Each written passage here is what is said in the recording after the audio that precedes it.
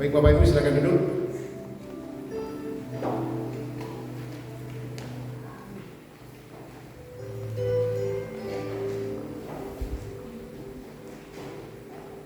Sebelum kita membaca dan merenungkan firman Tuhan, mari kita tunduk kepala dan kita berdoa. Kita berdoa.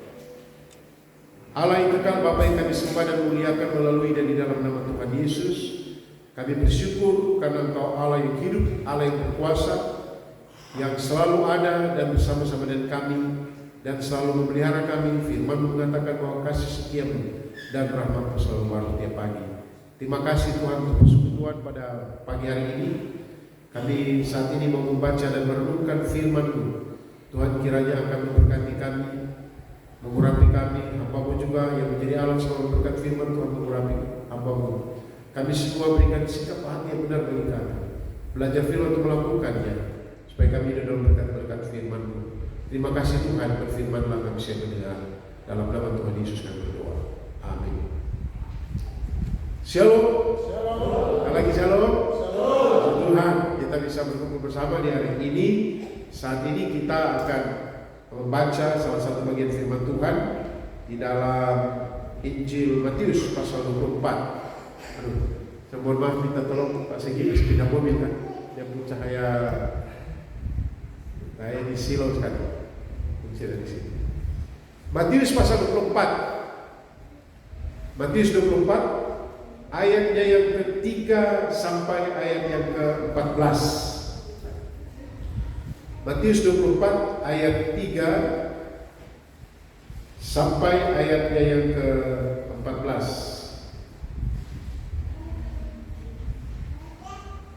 Oke, kita akan baca bagian firman Tuhan ini mulai dari ayat 3 ya, dari ayat 3. Sama-sama kita baca. 1, 2, 3. Ketika Yesus duduk di atas bukit Zaitun, datanglah murid-muridnya kepadanya untuk bercakap-cakap sendirian dengan dia. Kata mereka, katakanlah kepada kami, bila manakah itu akan terjadi, dan apakah tanda kedatanganmu dan tanda kesudahan dunia? Jawab Yesus kepada mereka, waspadalah supaya jangan ada orang yang menyesatkan kamu.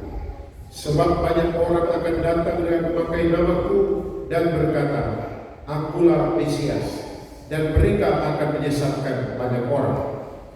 Kamu akan mendengar berita perang atau kabar-kabar tentang perang. Namun berawas-awaslah, jangan kamu gelisah, sebab semuanya itu harus terjadi, tetapi itu belum kesudahannya.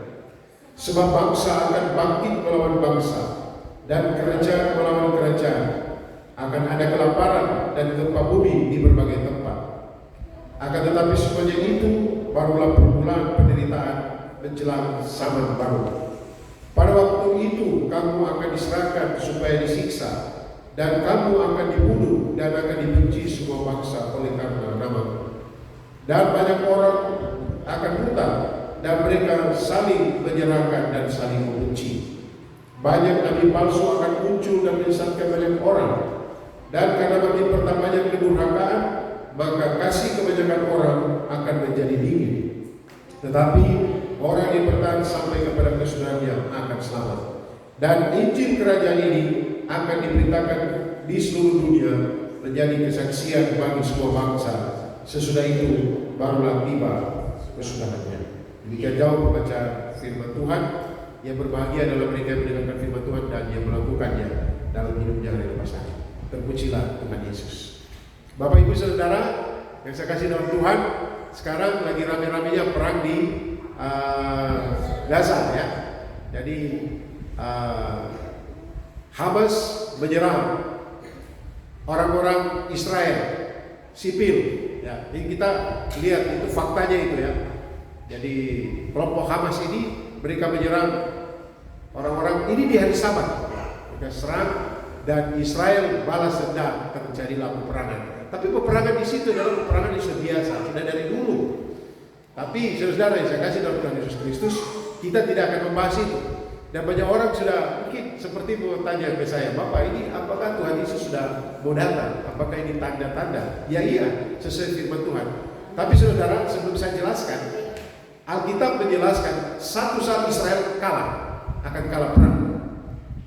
Ya, suatu saat. Apakah dengan Hamas atau dengan, pokoknya dia akan kalah. Ketika kekalahan itu menurut nubuatan Alkitab. Dan ketika kekalahan itu dia akan berseru kepada Mesias dan Yesus datang dengan saleh-salehnya. Dan pada waktu itulah terjadi masa setelah itu adalah masa damai sejahtera. Tapi saya tidak akan membahas tentang hal itu. Kita akan lihat tentang, kalau bicara tentang kiamat, sebenarnya di Alkitab tidak ada kata kiamat. Dalam versi bahasa Indonesia ya, dalam versi bahasa Indonesia tidak ada kata kiamat di dalam Alkitab. Dalam bahasa Inggris ya, tapi mungkin dalam bahasa Arab tidak tahu ya, karena istilah itu kan mungkin diadopsi dari bahasa Arab sana. Tetapi saudara, kiamat itu dalam konsep bahasa Indonesia, dalam kamus besar bahasa Indonesia itu dikatakan hari akhir zaman. Itu mungkin ya. Nah, di sini diterangkan dalam kamus besar bahasa Indonesia, dunia seisinya rusak, binasa dan lejam. Itu untuk kata bendanya. Tetapi untuk kata kerja, itu kiamat berarti berakhir, tidak akan muncul lagi. Kemudian kiamat juga bisa berarti celaka. Biasa orang bilang kiamat sudah, kita celaka itu, aduh kiamat sudah, celaka. Saudara, ini saudara, kalau di Alkitab memang tidak ada dalam terjemahan apapun yang menjelaskan kata kiamat, tetapi penunjuk atau istilah-istilah yang terkandung di dalam Alkitab yang berbicara tentang hari yang seperti hari kiamat itu adalah, kan di Yeremia, hari itu, kata hari itu, hari Tuhan, ini bicara tentang masa-masa kesulitan, kiamat. Misalnya coba kita lihat Yeremia pasal 46 ayat 10. Yeremia pasal 46 ayat 10. Kita ada operator baru, kita melihat di operator baru ini. Yeremia 46 ayat 10. Jadi operator slide ini sungguh membantu pengkhotbah ya. Karena ketika dia sebutkan ayatnya, nah, Yeremia 46 ayat 10, sama-sama kita baca. 1, 2, 3. Hari itu ialah hari Tuhan Allah semesta alam, hari pembalasan untuk melakukan pembalasan kepada para lawannya. Pedang akan makan sampai kenyang dan akan puas minum darah mereka. Sebab Tuhan Allah semesta alam mengadakan korban penyembelihan di tanah utara dekat sungai Efrat. Ini salah satu contoh yang berkaitan dengan hari itu, hari di mana ada kematian, hari itu penuh dengan pergumulan, hari itu penuh dengan siksaan. Ya, itu salah satu bagian. Kemudian saudara yang saya kasih Tuhan, berkaitan dengan itu, maka dalam perjanjian baru itu berkaitan dengan kata kedatangan Kristus kedua kali. Kita meyakini itu kedatangan Kristus kedua kali. Karena itu tema khotbah saya pada saat ini adalah menyikapi fenomena menjelang hari Tuhan, menyikapi situasi menjelang hari Tuhan. Tapi ada orang bilang begini, sebenarnya kapan itu akhir zaman itu kapan? Sebelum lanjut, coba kita lihat Ibrani pasal 1. Ibrani pasal 1 ayat 4. Mungkin ini bisa memberikan penjelasan. Ibrani pasal 1 ayat yang ke-4.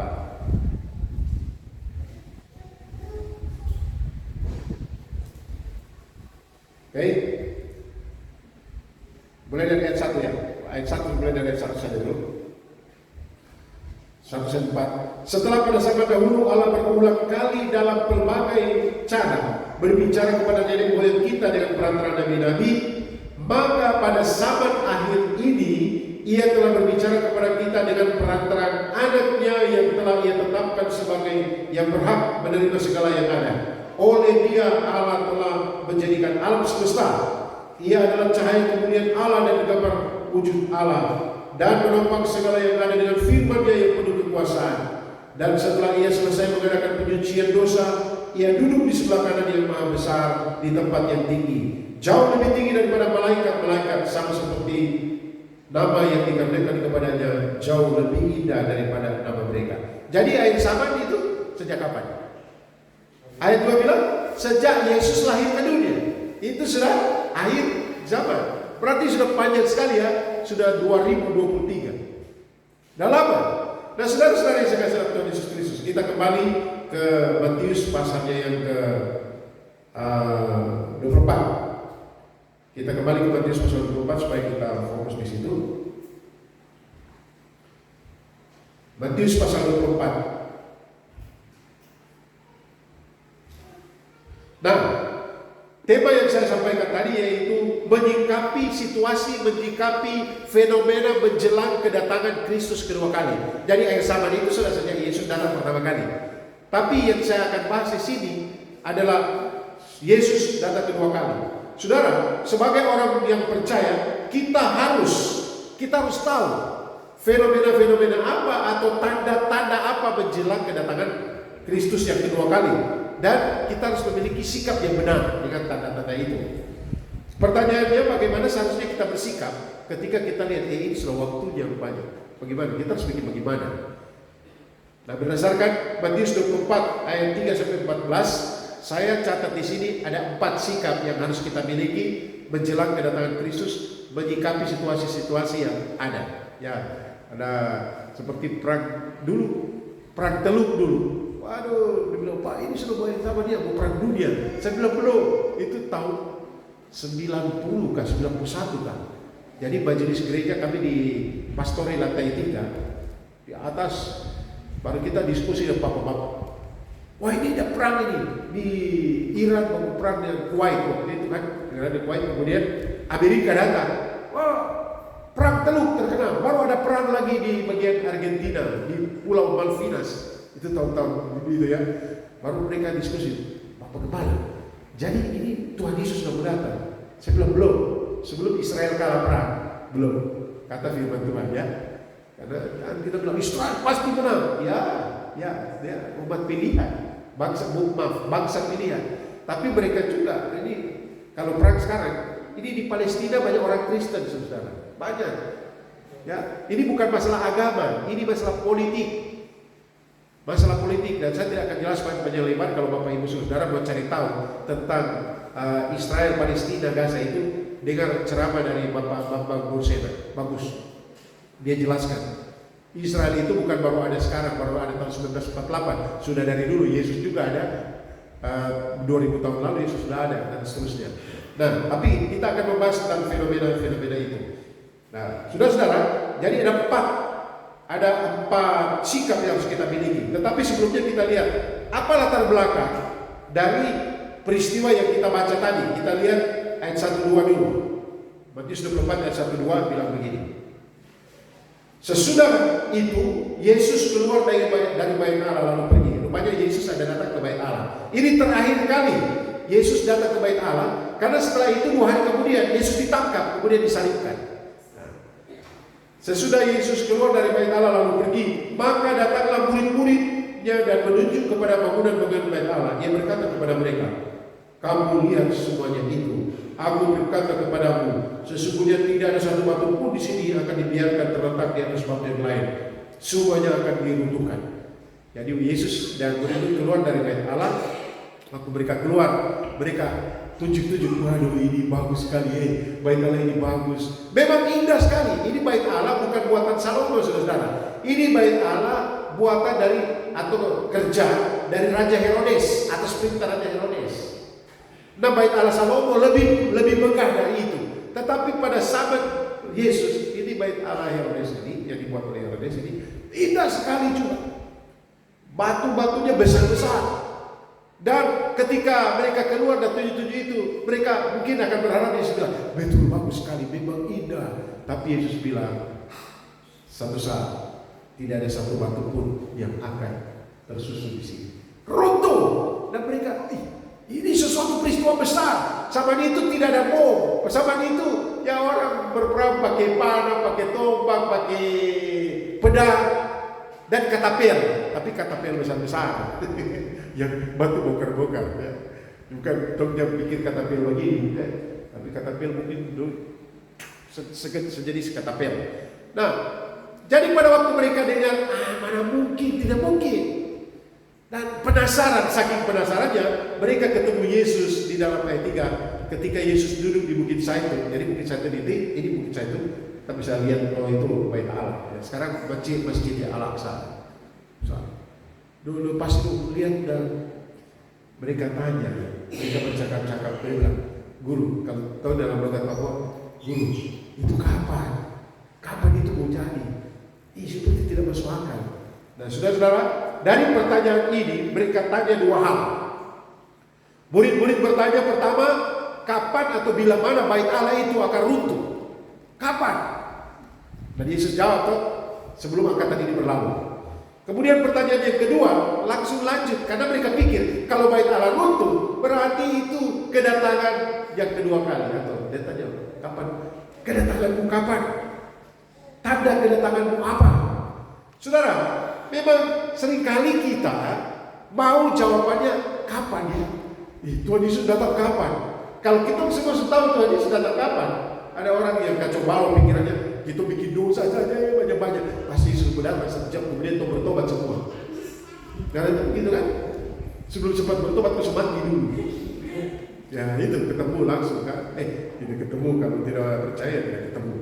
Saudara yang saya kasih dalam Tuhan Yesus Kristus, jawaban Tuhan Yesus tidak sesuai dengan mereka harapkan, tetapi Yesus tidak menjawab bukan pada waktu, bila mana, kapan, tetapi Yesus berbicara tentang bagaimana bersikap ketika itu terjadi atau menjelang itu terjadi. Sikap yang pertama saudara, jadi 4 sikap menjelang kedatangan Kristus. Yang pertama kita lihat ayat 4-5, perhatikan. Ayat 4, jawab Yesus kepada mereka, waspadalah supaya jangan ada orang yang menyesatkan kamu. Sebab banyak orang akan datang dengan memakai namaku dan berkata, akulah Mesias, dan mereka akan menyesatkan banyak orang. Sikap pertama bagi kita untuk menyikapi fenomena menjelang kedatangan Kristus kedua kali, yaitu waspada terhadap penyesatan. Kita harus waspada, saudara-saudara. Ajaran-ajaran sesat begitu masif sekarang ini. Sama dulu orang kalau mengajarkan ajaran sesat, mereka pergi dari kota ke kota, dari desa ke desa. Ini bukan hanya itu saja. Orang memang ada jalan dari rumah ke rumah untuk menyebarkan ajaran sesat. Tetapi juga ini fenomena ini luar biasa, karena kita bisa lihat di YouTube, di TikTok, di mana lagi? Facebook, Instagram, WA disebarkan. Banyak kali di WA disebarkan, telah terjadi pembantaian misionaris ini. Padahal itu hoax semua. Itu sudah dari tahun 2009 itu dikirim-kirim. Jadi Bapak Ibu jangan sembarang. Apalagi ya ada terjadi ini, dan doakan kalau kamu tidak mengirimkan ke banyak orang ini, maka kamu akan mendapat kutuk. Ini buktinya. Ya omong kosong itu. Saya selalu kirim balas dan saya bilang, bertobat kamu, itu sesat. Dipakai oleh iblis. Tapi kita takut oleh karena kita bilang, ini ada doa. Ini kan cuma tentang Yesus. Saudara, memang kalau misalnya ada orang kirim dan bilang begini, Yesus juru selamat, dia Tuhan yang menjadi manusia, mati di kayu salib, bangkit antara orang mati, itu bagus, mantap tuh. Memang itu beritanya. Dia sudah naik ke surga dan akan datang kembali. Sampai situ bagus, tapi ada yang tambah. Kirimkan ini kepada 20 orang. Bagus, sampai di situ kirimkan kepada 20 orang. Tapi dia tambah, kalau tidak kirim, hati-hati, kamu tidak akan diberkati. Usahamu akan bangkrut, nah itu sesat. Memang iblis seringkali pakai yang rohani, dan dia seperti sama, tetapi dia akan buat supaya kita terjebak dengan hal-hal rohani seperti rohani, padahal itu sesat. Dan saya langsung balas, saya biasa kirim itu sesat. Berita di bawah di atas benar.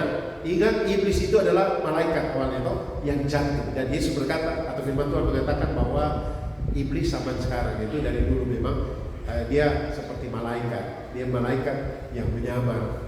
Ya, dia bagus. Itu saya lihat saudara, banyak kali pesan-pesan di Facebook seperti itu. Orang takut dan bilang amin. Bahkan sekarang di TikTok, saya mendapat dari alam roh, saya melihat, ya saya tidak kenal orangnya, tapi pernah terjadi dalam pelayanan awal saya di Manokwari ini. Kami melayani, kemudian dia bilang, ada anak itu dia punya Roh Kudus bicara. Saya bilang, mana anaknya? Saya tanya dia baca Alkitab kan tidak? Tidak baca Alkitab, baru bilang Roh Kudus bicara. Itu omong kosong, itu tidak benar. Dan memang ketika bilang begitu, orang bilang, ini firman Tuhan ini, amin. Positif dia baca Alkitab. Peristiwa-peristiwa terjadi tempo dulu. gambar Yesus ada melekat di satu gereja sana. Sampai sekarang gambar itu tidak terhapus. Rame-rame orang pergi ke sana. Saya juga heran. Ya itu kalau kita lihat itu seperti ada itu kita kepo saja, bikin tahu untuk kepo. Iya. Tapi kok suka pergi ke sana baca Alkitab juga tidak. Saudara yang saya kasih Tuhan, Alkitab mengingatkan, waspada, jangan ada orang menyesatkan kamu, sebab banyak orang akan datang memakai namaku. Orang mengaku, aku Yesus. Malah dalam doa misalnya, hai anakku, aku Yesus mau bicara kepada kamu. Saya juga bilang dia salah atau tidak benar, tapi kadang-kadang kita takut, dia betul. Tapi kita dengar, saya sudah beberapa pengalaman melayani. Orang bilang dia Roh Kudus. Oh, dengarlah saya Roh Kudus. Itu gemetar juga dia bilang Roh Kudus. Saya bercerita pengalaman pribadi saya. Tapi ternyata dia sebut Alkitab salah, ayatnya salah, katanya salah. Saya bilang dalam nama Yesus kau bukan Roh Kudus. Itu kan dia marah saya. Waktu dia marah saya langsung dia Yesus disanjung. Dia marah dan maki saya. Apakah Roh Kudus maki? Tidak kan? Memang kita harus memiliki kepekaan, saudara-saudara. Ada pernah terjadi lagi, ini saya alami. Ada suatu orang hamba Tuhan panggil saya, Pak, ada yang kerasukan cerita di sini. Boleh tahu? Tapi awalnya dia bilang, akhirnya saya bilang, kok setan. Tapi waktu layani lihat mata dengan mata, dia patung biru, akhirnya dibuang. Dia tidak suka lihat kita. Tapi sudah tahu, saya juga gemetar. Tuhan, saya bilang, tolong buatkan saya. Saya lihat dia lihat saya. Jadi ketemu berdoa orang yang kerasukan begitu tidak bisa tutup mata. Nah, dia cakap saya lagi, dia pukul saya lagi. Begini. Ya, tapi saya mau beritahu saudara, berkali-kali termasuk pernah kejadian di STT di Street, di asrama. Dia bicara dalam nama Yesus. Ya, kadang-kadang pakai orang ini pakai ayat Alkitab, tapi ingat, setan lebih tahu banyak ayat Alkitab dari kita semua. Bapak Ibu dan saya. Ya toh? Dia lebih tahu banyak. Jadi makanya waktu dia mencobai Adam dan Hawa, dia bilang begini, bukankah Allah berfirman? Ya, kemudian kepada Yesus juga dia coba, bukankah Allah berfirman? Pakai Alkitab. Jadi dia coba-coba debat dengan aliran sesat. Ajaran sesat dia lebih pintar dari orang. Makanya saya sebagai kepala, kita sebagai orang Kristen baca Alkitab. Masa setan lebih tahu Alkitab dari kita kan? Baca firman Tuhan. Saudara-saudara, ini peringatan yang disampaikan oleh Yesus. Saya tidak akan panjang lebar, tapi hati-hati kalau kita nonton di YouTube, kita dapat WA, lihat baik-baik saja, baru Tuhan, ini benar atau tidak. Tapi kalau sudah lihat, kesebarkan kepada anak itu langsung bilang penting. Jangan sebarkan. Tapi ada yang takut tidak sebarkan, toh? Dulu surat ya, surat itu fotokopi 20. Kita lagi mahasiswa dulu fotokopi 20. Lebih baik saya sudah beli kerupuk, makan nasi. Ya kan? Tapi ada yang takut, masih ada lagi yang takut juga. Itu fotokopi nanti, kosong saja. Iblis bikin tonti. Setelah ada SMS masuk lagi. Setelah ada WA masuk lagi, dan seterusnya. Hati-hati. Kemudian ada banyak orang yang menyampaikan dalam tanda kutip firman Allah, tapi sebenarnya sesat. Itulah sebabnya saya akhirnya di waktu corona lalu ini bagus juga ya. Kena corona akhirnya saya bikin YouTube ya, ada channel YouTube supaya firman Tuhan, pelajaran firman Tuhan disampaikan. Itu yang pertama. Sikap pertama, kita harus tetap waspada. Kata tetap itu artinya waspada terus. Tetap waspada terhadap penyesatan. Yang kedua, ayat 6 sampai 8. Tetap tenang, ayat 6 sampai 8. Kamu akan mendengar deru perang. Tapi kita bilang apa? Tetap tenang. Ada kerasa sampai ada di TikTok ini entah bohong kan tidak. Kata Indonesia bilang ada yang sudah kutuk Israel tuh. Dulu ketakutan dia bilang ini. Dan itu gara-gara kamu gitu. Lihat, padahal mungkin ada pesawat lewat dia bilang, Israel sudah kirim dia punya peluru kendali kemarin. Dia kirim ke peluru kendali atau apakah Alkitab mengajarkan kita tetap Kenapa? Kalau kita tenang, kita bisa berdoa. Situasi apapun, saudara, bukan hanya perang, ada gempa, ada tsunami. Kita sudah alami kan gempa di sini kan? Tapi ada orang gempa, wah gempa, dia tidak lari peluk di Kuanaka, dia ambil televisi dan lari. Atau pertama kali apa? Ya tertidur.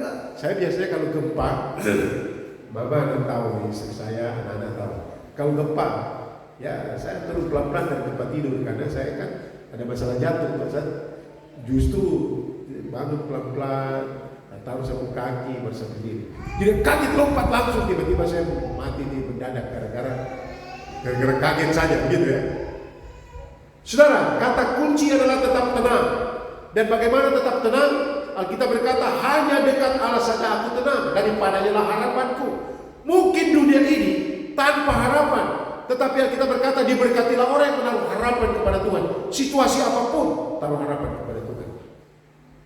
Kalau kita ikut ini, media sosial sekarang, menjelang pemilihan, pilpres, masih pilpres ini, ributnya, ada bilang begini, ada bilang begitu, ada yang sudah takutin itu gimana apalagi kalau pileg nanti, lebih banyak orang. Tetap tenang, tetap tenang. Bagaimana itu tenang? Dekatkan diri kepada Tuhan, taruh harapan kepada Tuhan. Dan ketika kita tenang, kita bilang, kalau kita tenang kita bisa berdoa. Itu yang kedua, tetap tenang. Bilang kiri kanan, tenang. Jadi cewek-cewek sini, ada kalau ibu baptis jadi jauh jadi. Ada yang bilang begini, kalau Tuhan Yesus datang, saya belum kawin, ini bagaimana? Ya? Atau mungkin kalau Chris mendengar ini, mungkin dia akan bilang begini, saya belum wisuda, Tuhan Yesus sudah datang. Maksudnya tingkat air maksudnya begini, kamu pilih bagaimana? Kamu wisuda dulu, Tuhan Yesus datang, atau Yesus datang sudah? Bapak wisuda dulu boleh. Tenang, tenang. Semua yang terbaik Tuhan sudah siapkan bagi anak-anaknya. Dalam situasi apapun, dalam kondisi apapun, mungkin sakit kah, mungkin ada tekanan kah, mungkin seperti saya bilang tadi ada gempa, ada tsunami atau apapun. Tenang, biasanya kalau kita tenang kita akan lebih mantap, gitu ya. Tapi susah Bapak untuk tenang, betul susah. Tapi saya belajar untuk selalu tenang. Saya selalu percaya begini, seperti dulu kan sebenarnya saya bentuk saya takut naik pesawat dulu. Tapi sekarang saya naik, hidup kusrakan ke dalam tangan kasih. Dia goyang kali apa kan, saya tetap tidur saja. Sebenarnya saya tidak bisa tidur di mobil kayak gitu, tapi saya tutup mata saja, atau saya putar lagu ya Yesus kekasih jiwaku ya. Tenang. Apapun yang terjadi, kalau mati ya sudah saatnya. Tapi banyak kali kita takut kan. Tapi kita belajar, bukan saya, kita belajar. Situasi apapun, tetap tenang. Yang ketiga, ayat 9 sampai 13, kita lihat ayat 9 saja. Pada waktu itu kamu akan diserahkan supaya disiksa dan kamu akan dibunuh. Ini sudah terjadi Bapak Ibu Saudara dari dulu. Jadi baik Allah itu dulu tahun 70 diserang pakai katapel besar-besar. Dan Yesus mengingatkan, aduh hati-hati ibu hamil ini paling sulit. Dia bilang nanti kamu agak naik ke bukit-bukit. Itu konteks dulu. Tapi sekarang kita naik ke bukit juga. Ada kan orang bilang begini, aduh Sumami jangan tinggal di ini, jangan tinggal di dekat pantai. Sudah kita naik di gunung. Pas di gunung lagi, gunung api. Kita turun kemana? Tahu di tebing sana. Tebing nanti longsor lagi. Di mana tempat yang aman di dunia ini ya? Tidak ada. Atau saya mau pergi ke sana, lebih aman di Kalimantan. Dulu kan dia bilang nanti pindah ke Kalimantan dan pernah gempa. Nah terus seperti sekarang, ada potensi gempa juga kan? Tidak usah gempa-gempa, hal-hal lain juga. Dia bilang, saya cerita-cerita yang lalu nih Pak Yos bilang, ini benar-benar aman ya kita keluar. Ya Pak, aman, situasi aman. Tapi kadang-kadang juga ada orang pakai, dia bilang pada wire, nggak pada ada juga. Di mana dunia ini tambah jahat Bapak Ibu Saudara. Tetapi yang ketiga dikatakan ini adalah, jadi kita jangan bisa. Yang ketiga kita harus tetap setia. Ayat 9 sampai 13. Banyak nabi palsu akan muncul ayat 12, makin bertambahnya kedurhakaan. Ayat 13, kita baca sama-sama ayat 13. 1, 2, 3. Tetapi orang yang bertahan sampai pada kesudahannya akan selamat. Ini sedang bicara apa? Bertahan itu artinya tetap bertahan, artinya tetap setia. Apapun kondisinya, saya tetap setia. Tantangan persoalan apapun, saya tetap setia. Setia kepada apa? Setia kepada penyerahan diri kepada Tuhan. Karena percaya bahwa Dia tidak mungkin meninggalkan dan membiarkan saya dalam kondisi apapun. Saudara-saudara, setia itu diuji oleh apa? Kalau setia, cuma diujian kesetiaan hanya waktu saja. Dan saya berdoa, Tuhan, kalau boleh saya setia terus. Kan Dia sendiri seperti ini. Tahun 91 saya datang, 97 sudah ada ibadah kapel hari Minggu malam. Saya mau tetap setia apapun keadaannya, kecuali saya diundang khotbah atau saya sakit tidak bisa jalan. Saya mau bertahan terus untuk tetap setia bersama-sama dengan mahasiswa. Kita bersekutu bersama. Saya berusaha. Ini tinggal beberapa minggu lagi saya butuh. Dan saya akan setia. Melayani juga, saya tetap setia. Saya dan Ibu Hedi sedang latihan lagu sekarang. Kami belajar tiap malam. Kadang-kadang tak anjing mulai fals, itu masuk fals. Bilang lagi, ulang satu kali lagi. Satu kali lagi. Sebagai main gitar, dia terakhir saya bilang, "Ma, bukan masalah satu kali lagi, tapi saya tangan ini sudah berkain." Karena main gitar, satu kali lagi. Tapi saya akhirnya, ya cukup sudah. Ini setengah malam juga, Bu. Kemudian sampai jam 12 malam. Tetangga mungkin bilang ini apa? Tapi setia itu tetap bertahan, tetap pada pendirian iman kita kepada Tuhan. Karena setia itu diuji oleh apa? Waktu. Kita berkeluarga suami istri, yang disebut setia apa? Saya akan setia. Sudah berapa tahun menikah? 5 tahun saya sudah menikah. Saya sudah belum. Berarti masih di depan. Apa kau tetap setia sampai mautnya memisahkan? Itu. Atau saya akan setia membimbing anak-anak saya. Iya, kau setia sampai kalau anak ini bikin kau kepala pusing, kau tetap setia membimbing dia. Kalau dia bikin saya kepala pusing, tapi setia itu adalah tetap, ya. Tetap, makanya kata tetap setia. Tetap setia kepada Tuhan. Sekalipun ada orang akan menyerahkan, ada banyak nabi palsu menyesatkan, tetap setia pada iman kepada Yesus Kristus. Karena itu baca Alkitab, bangun hubungan terus dengan Tuhan. Kita sudah belajar atau tentang doa, kita curhat kepada Tuhan. Sudah sekarang begini, saya tadi pagi atau tadi malam kan, saya pas buka YouTube, karena saya sering kali lihat khotbah saya di YouTube dulu tuh, banyak hal yang saya lihat. Saya pakai baju minggu lalu apa ya, supaya tidak sama-sama ulang. Dia bilang ya Pak, dia tinggal baju itu saja. Atau kemudian pas saya buka begini, ada tulis begini, ayo pendeta dipermalukan kalah debat.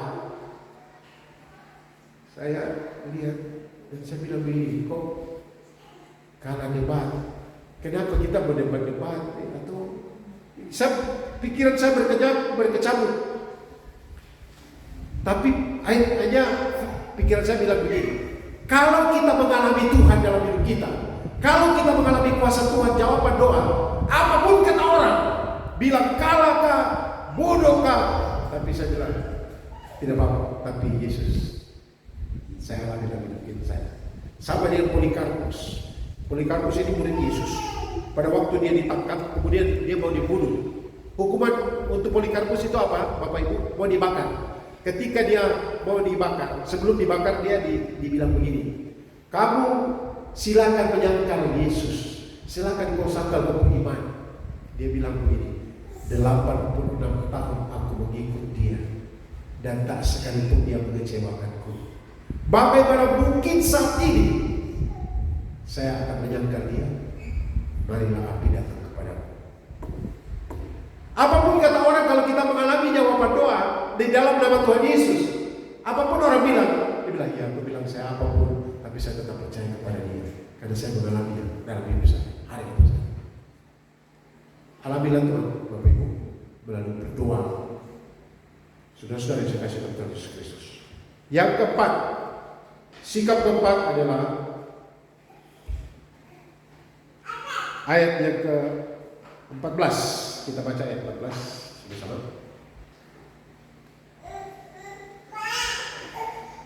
1, 2, 3. Dan Injil kerajaan ini akan diberitakan di seluruh dunia menjadi kesaksian bagi semua bangsa. Sesudah itu barulah tiba kesudahannya. Yang keempat, bagaimana kita atau menanggapi, menyikapi situasi sebelum kedatangan Kristus. Yang keempat, tetap memberitakan Injil. Tetap memberitakan Injil. Saudara-saudara yang dikasihi Tuhan Yesus Kristus. Memang dikatakan Injil kerajaan ini akan diberitakan di seluruh dunia. Tapi siapa yang memberitakan Injil? Begitu sudah bilang begini, yang memberitakan itu penginjil, hamba Tuhan. Ya betul, semua orang percaya adalah penginjil. Karena penginjil itu adalah memberi kesaksian, menceritakan. Kalau kita mengalami keselamatan dari Tuhan, yang kita ceritakan adalah Yesus sudah mengubahkan saya. Apalagi dia bilang, Pakcik, saya lihat kok tahun lalu saya ketemu dengan kok. Iya betul, benar. Tahun lalu kok digot banyak kali tuh. Tapi bersih rapi sekarang ini. Kenapa? Aduh. Kemudian kan Yesus mengubahkan saya. Saya juga sudah Kristen dari dulu. Ya tapi saya mengalami satu hal. Baru kau cerita. Saya buka hati. Saya menyadari dosa-dosa saya buka hati. Saya terima Yesus. Injil itu diberitakan oleh siapapun. Orang yang percaya kepada Yesus Kristus, dia cerita tentang Yesus. Apapun persoalannya, apapun tantangannya, situasi apapun, ada peperangan, ada gempa bumi, dan dikatakan ada penyesatan, tetap beritakan Injil. Tapi Injil yang diberitakan, jangan kita juga jadi penyesat. Tiba-tiba kita saudara-saudara pergi ke pasar saking, saya itu, kok tidak khotbah tentang Yesus yang mati di kayu salib, tapi kok bicara tentang lain-lain. Saya lihat ada orang semangat, dia bilang memberitakan Injil, tapi sebenarnya dia tidak beritakan Injil. Dia cerita dirinya sendiri. Dulu saya rokok, dulu saya mabuk. Alkitab tidak seperti itu, bukan Injil. Injil itu adalah Yesus mati karena dosa-dosa kita. Dia bangkit mengalahkan kematian, dan dia sudah naik ke surga menyiapkan tempat bagi setiap yang percaya kepada. Injil itu adalah Yesus. Tetap beritakan Injil, situasi apapun. Saudara-saudara, jangan selalu bertanya, kapan Tuhan Yesus datang? Kapan? Tidak usah. Tapi Yesus berkata pada ayat selanjutnya, malaikat-malaikat tidak tahu, anak pun tidak. Jangan tanya saya dulu, kenapa anak tidak? Masa Yesus tidak tahu? Itu ada jawaban tersendiri. Tapi di sini Yesus berkata bahwa kedatangan yang kedua kali itu dalam program Allah yang pasti, dan kita tidak perlu tahu kapan. Kita hanya perlu waspada. Kita hanya perlu tetap tenang, jangan gelisah. Kita perlu setia saja dan tetap beritakan Injil. Itu yang terpenting. Yang kita tanya, kapan ya? Itu. Apa? Pertama, waspada. Tetap waspada. Yang kedua, tetap tenang. Yang ketiga, tetap setia. Yang keempat, tetap beritakan Injil. Tuhan berkati kita sekalian, mari kita berdoa. Segala puji, hormat dan sembah hanya bagi Dia Tuhan yang telah memberi kesempatan bagi kami belajar bersama dari firman Tuhan. Situasi keadaan dunia, peperangan di mana-mana, penyesatan yang terjadi secara masif, ada banjir, ada gempa, ada bencana alam di mana-mana. Tetapi kami mengucap syukur untuk firman yang mengingatkan kami supaya kami tetap waspada, supaya kami tetap tenang, supaya kami tetap setia dan setia juga memberitakan Injil, tetap memberitakan Injil. Terima kasih. Kami mengucap syukur untuk firman-Mu. Roh Kudus, tolonglah kami untuk dapat melakukan firman-Mu dalam hidup kami yang bermasalah. Dalam nama Tuhan Yesus kami berdoa. Haleluya. Amin. Saya kembalikan kepada